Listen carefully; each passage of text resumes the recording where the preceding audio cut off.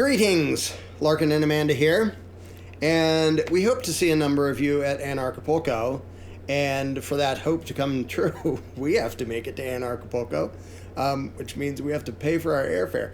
So I thought I'd start this thing by doing a book deal where people, for a limited time only, can get 4 copies, signed copies of The Most Dangerous Superstition for a total of $50 instead of 64 that it would be if you bought them separately. And if you bought them separately, they wouldn't be signed. So $4. $4. It's been a long day. Damn it. You can edit start this over. Out. No, I'm going to keep going. It's been a long day. I'm going to leave in me being incapable of basic communication skills. 4 books, $50. Say it together now. 4 books, $50. Okay. So that's the deal. In the description below, it'll say how to throw payment at us. Again, if you want the deal, make sure one way or another you tell us where the books are supposed to be sent to. So we will, one way or another, even if we have to swim, we will be at Anarchapulco. And I want to point out again, because it's sort of amazing what people don't hear about if I don't say it 50 times. The Jones Plantation, the freaking movie, is going to be shown for the first time at Anarchapulco. It's a screening.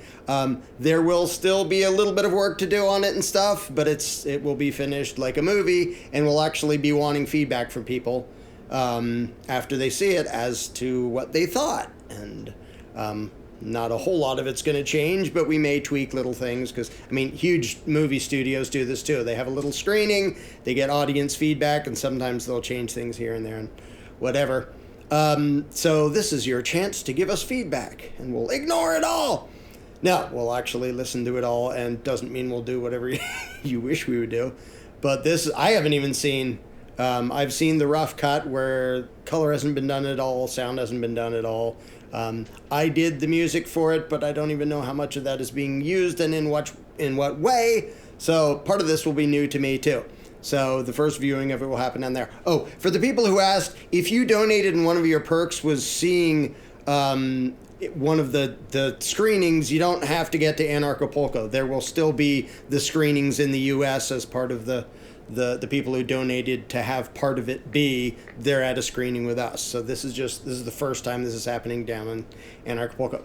Yeah, Anarchapulco is just one place to get this out. And just so you're all aware, this is, like a lot of indie movies, this is something that we want it to be more accessible than like if it were a mainstream movie, to the public. So we're looking for every opportunity we can to get it out there. Yeah, and this is not a echo chamber movie. Like, I'm sure lots of voluntarists and anarchists will go, that was so cool. But the point is a movie to throw at the rest of the world and have the rest of the world go, whoa.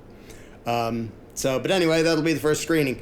I'm going to be giving a talk on the main stage at the event, and we're also, in addition to that, going to be doing our Making Anarchy Mainstream seminar, a 3-hour thing. The links for all this will be in the description below if you want tickets to that. Incidentally, I totally sympathize for the people who say, I can't afford to go to Anarchapulco. We wouldn't be able to either if they weren't letting us in for free because we're doing talks and stuff. So I sympathize. The plan is, I don't think anybody there will object, for us to eventually release the seminar online, like on the Rose channel or something, so people can sign up to it'll still be a paying thing, but so they can do it there if they can't physically make it to Anarchapulco, because I know that's a challenge for almost everybody, including us. So all the stupid things I'm forgetting. Making Anarchy Mainstream is the thing that is new. A lot of people are familiar with Candles in the Dark, and to quick summarize that, Candles in the Dark was our in-person 2-day-long seminar where we would feed people, and it'd be like 6 to 10 hours each day, and it taught voluntarists and anarchists how to basically completely restructure their mindset around even thinking about having conversations with people about freedom at all. And then the next day was focused on actually how to have the conversation. And then that got converted into an online seminar. Then he thought of a short little, I think 3-hour seminar we're going to do at this year's Anarchapulco 2023, and that's called Making Anarchy Mainstream. So, and that isn't, even though it's mostly tailored for people who are already voluntarists, it's open for anybody. Candles in the Dark was way more, it's not going to make a whole lot of sense to you if you don't already understand the philosophy. This is open to anybody like new to the idea or haven't heard of the idea or already a voluntarist. And it's kind of what the title implies. This is going to be what the whole world understands. And it's not even going to be all that far in the future before everybody understands the insanity of statism the same way that the whole world understands the insanity of, chattel slavery. Not quite the whole world, but most of it. And the way we communicate, we voluntarists, the way we communicate and the way we think depends a lot on what we expect. If we feel like an outnumbered little group of weirdos complaining at the rest of the world for having a belief system that's horrible and stuff, we're going to be largely ineffective. A bunch of us are going to do nothing because we'll just hide in a corner. But if you understand what's actually required to get this to be something beyond just, there's a few weirdos on the internet who talk to each other about this stuff, to have it be something that the whole world understands and accepts. Now, a lot of you may think that's never going to happen. If you think that's never going to happen, definitely come to Making Anarchy Mainstream. Actually, if you think that's never going to happen, maybe you haven't been to Anarchapulco yet, and you should. Yeah, that would help. Because, from my perspective and where I stand, I have a unique perspective, and my perspective is not just my own, but standing on my knowledge of other people's perspectives. It's like I've collected the experiences and perspectives of other people and history, and then I'm standing on that. And the people that I know of that say, "Oh, that's never going to happen," those are not the people that have been actually paying attention to and researching human history all the way up to now, from specifically the angle of the concept of the belief in authority and just following that psychological train to where we are now. Because if you have been following that and you are in that context, then you are with us and you are excited about the future. Yeah, and the seminar, it covers some of that, things that people may not notice because they don't happen in a day or a week, but massive things that have happened just in my lifetime regarding the crumbling of respect for authority. And anyway, we don't need to go into that now. That's kind of the point of having the seminar. It gets into the fact that there are a lot of just instinctive level things that indicate that humanity is well on its way from escaping the cult of authoritarianism, even in just not philosophically thought out things that people believe, but just people's general attitude towards government and the police and politicians and law and so on and so forth. So there's lots of good news that's easy to miss if you're like comparing today to yesterday. It's like, well, not much has changed. Compare today to 20 years ago, 30 years ago, there have been massive changes in what people can say in public without everyone going, "Oh, you're totally horrible." And so we cover some of them and cover basically why this is going to be the whole world and what we can do to make it be the whole world even faster. So just to couch it in these terms for them, Larken, given that our Candles in the Dark seminar was a 2-day, 12 to 16 hour long thing that taught voluntarists how to have a conversation and rewire their thinking around conversations. If that was what Candles in the Dark taught people to do, what is the seminar, the little 3-hour seminar, Making Anarchy Mainstream, that we're doing at Anarchapulco? What is your aim that people are going to come away with from that seminar? What are they paying for to come away with if they come to that one? Both to understand what to expect as far as the collapse of statism, and part of that sort of turns into a pep talk, because if you just thought, "Oh, we're all going to sit in a corner and be mad about it until we die," Like, I'm going to demonstrate that is not what's going to happen. If you can avoid dying for a few more decades, you will see amazing change. But also how to make that amazing change happen, more quickly, more thoroughly, and get all over the world as fast as possible. Because there's a whole lot of things that normal people can be doing that a lot of the time they don't, because they just think, well, there's no point. People aren't going to listen, so whatever. Pardon the beeping, that was just the end of the world. So another thing I want to mention is that for us, I think I can speak for you.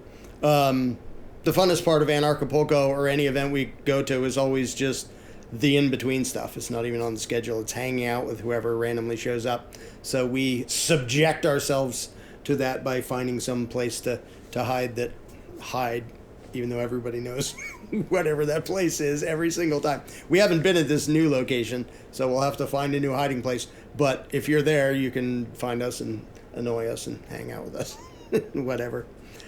And that's most of it. But as a last thing that we're excited about, you can either be excited about it or not. Depends how much you're into music and stuff.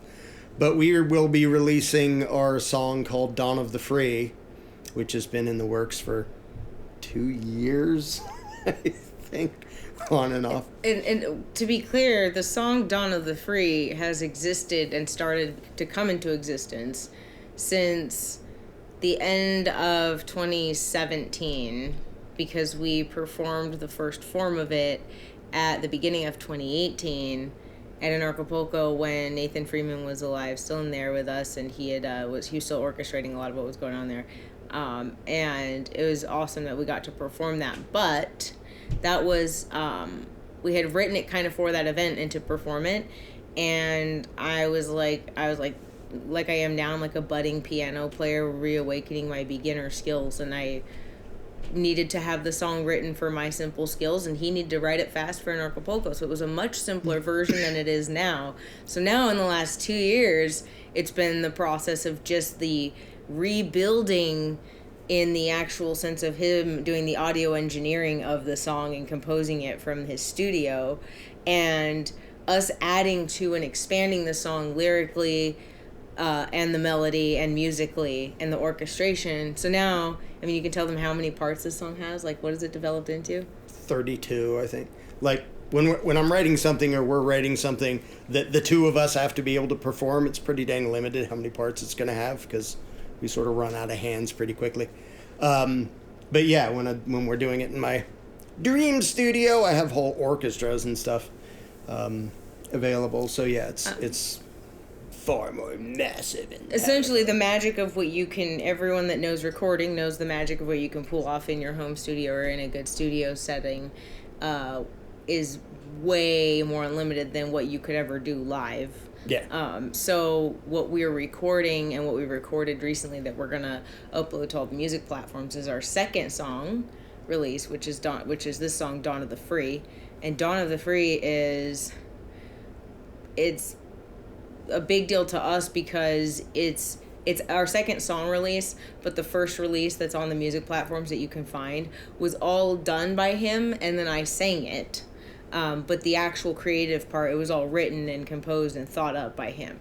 Dawn of the Free was both of us. It's us. And this is she wrote the lyrics and the melody, and yeah, I just made the noise that happens behind it. The reason I'm so excited about it is because I've been a musician my whole life, but I've had that inner musician that hasn't been able to come out because I haven't had the ability to express it through enough knowledge of music. Like, I can hear music or hear things, but I couldn't get it. I didn't have a songwriter or a person who could compose to flesh it out for me fast enough. And it's like I could play a little bit of the violin, I can play a little bit of piano, but not enough to flesh out what I would have in my head. So I would have something in my head, and in this case, he started the bass of the song. I added to it with a melody that I could hear, and then he listening to that, and then he took that and built in the last few years and a whole expansion on that.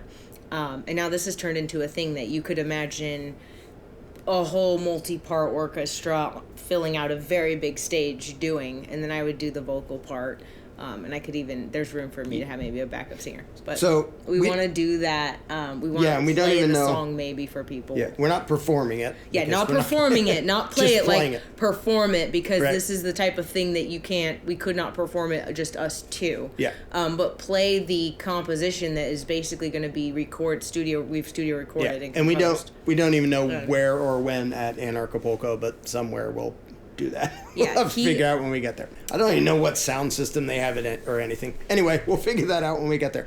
Yeah. So that's about it. We'll shut up before my camera battery dies. If you want the book deal or to just donate, the description below says how to do that. If you are going to Anarchapulco and you use Jones, Jones, as your code thing, you get 10% off the price. And all attendees of Anarchapulco get to watch the screening. You don't pay extra for that. So yeah, if you want tickets for that and tickets to our seminar, will be below and all that fun stuff. Everything will be below that I'm forgetting to mention now. So yeehaw. Hope to see a bunch of you there. Real quick, it may not be full yet. I don't know if it is, but you have to go check the Anarchapulco website and talk to the people with Anarchapulco and find out. You might be able to actually come and have dinner at a table with us and a very tiny group of people at Anarchapulco, because we're going to be available for what's called a VIP dinner, but it's such limited seating that I think you have to pay a certain amount of money and you have to be able to get in for that, and I don't know if those tickets are full or not. But because it's a fundraising thing. It's a fundraising thing, yes. So if you are one of the people that wants to see, like, hey, did Amanda and Larken's VIP dinner thing fill up? Can I still get tickets to the VIP dinner? Go check Anarchapulco's site for the VIP dinner. Yeah, yeehaw. So, see a bunch of you there, we hope. Yeehaw. And if you want books, whether you're going or not, look below for how to get them. Yeehaw. Bye.